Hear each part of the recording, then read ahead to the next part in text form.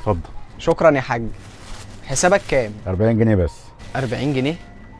ليه يا حاج؟ هي مش كانت امبارح ب 37؟ ما هي غليت يا ابني. ماشي يا حاج. اتفضل.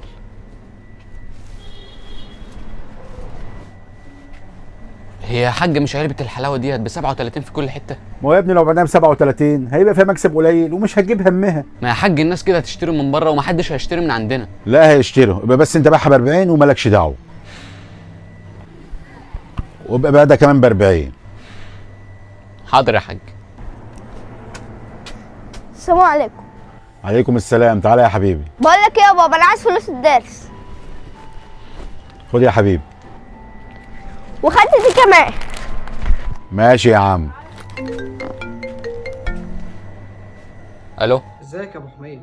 حبيبي يا بلبل. بقول لك يا حبيبي معلش خلي حد يطلع لي